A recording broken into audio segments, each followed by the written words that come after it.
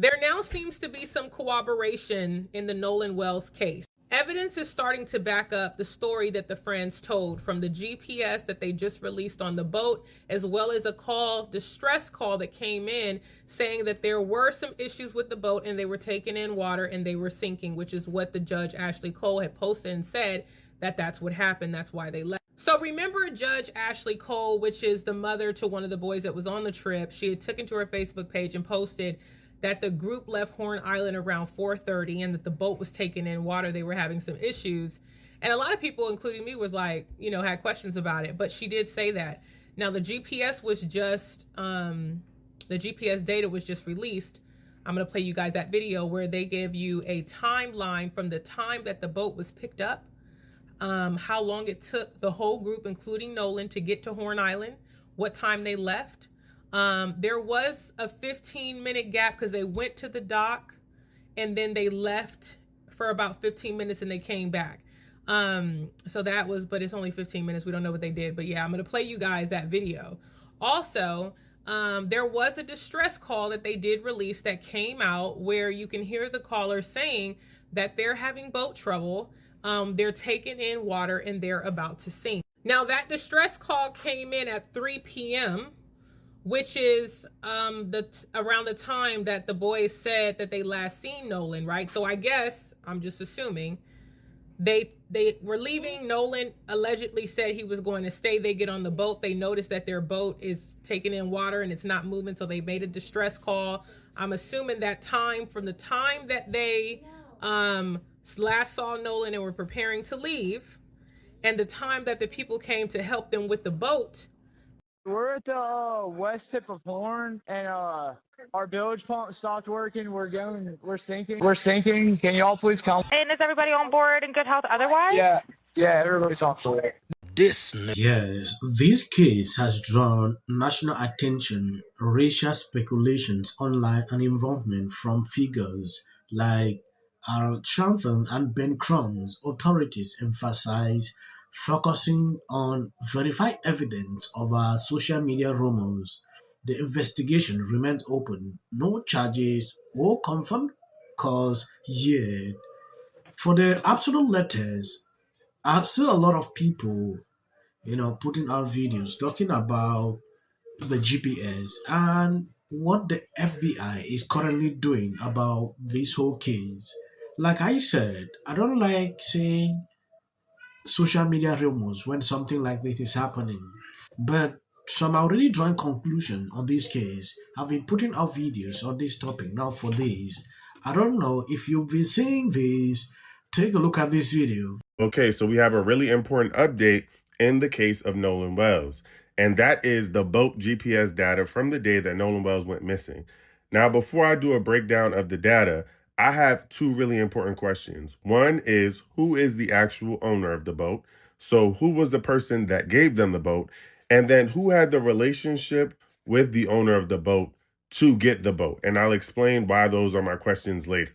So let's take a moment to address this new dispatch audio that was put out and to talk about what the FBI says they're focusing their attention on while helping Mississippi officials. Number one in this audio, am I bugging or is it not the whole audio? Why do they keep clipping it?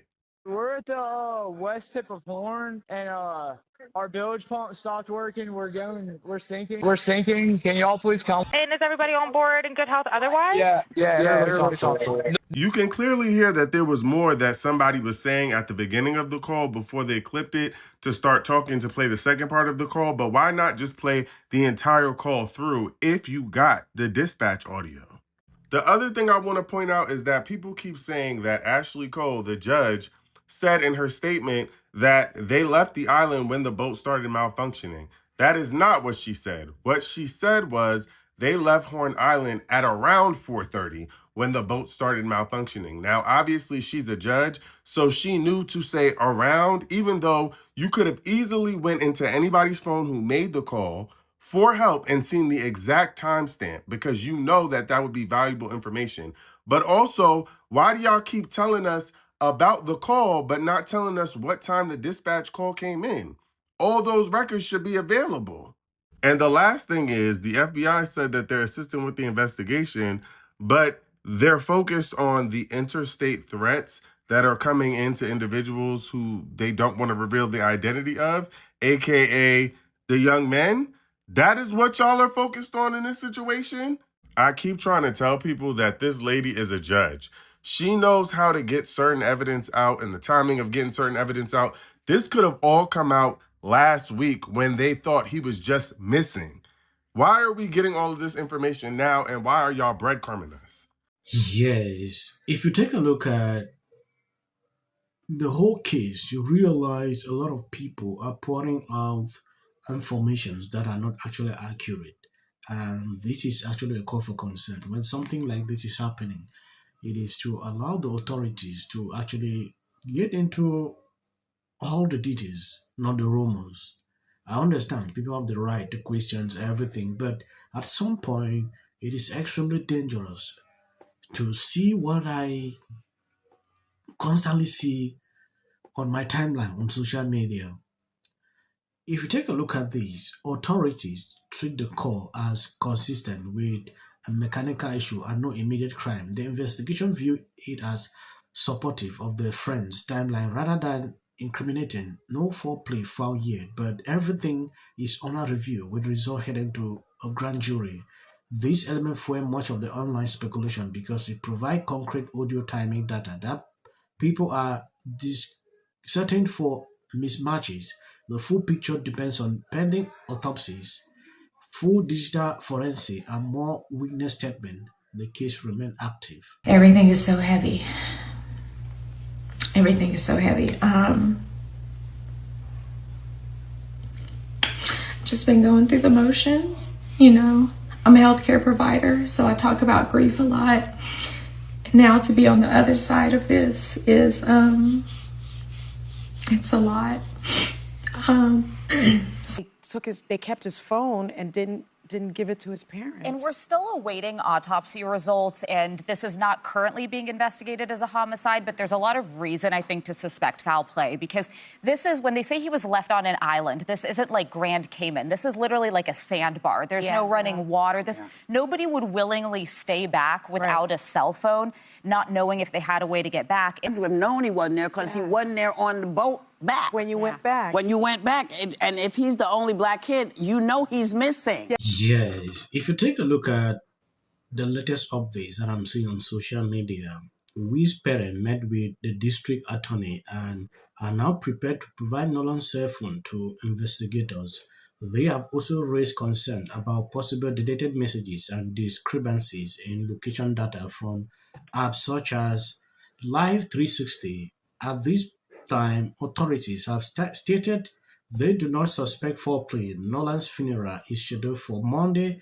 Investigators continue to ask anyone with information to come forward as they work toward a complete understanding of what happened. I believe this is the right thing to do than to continue to speculate, pour out some kind of crazy information on social media about the whole thing.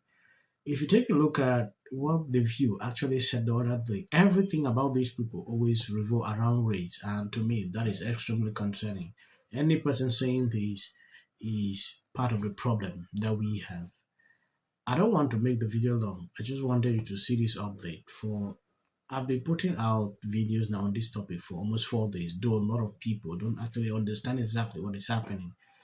Please, the short clips you see at the end, that is for Whitey Grotto. You can always skip it. Serious or more serious. Okay. Jacob Sobroff.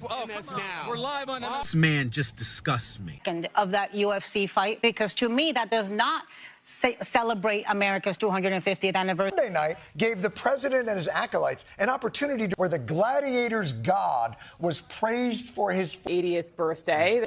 When you come for the rest.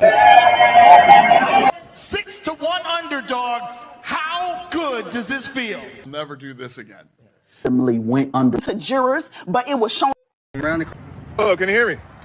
Yeah. So with all eyes on California, you can see exactly what's happening. It was on here in the Golden State. In 39 days, we will know. In front of people. And so this is my life.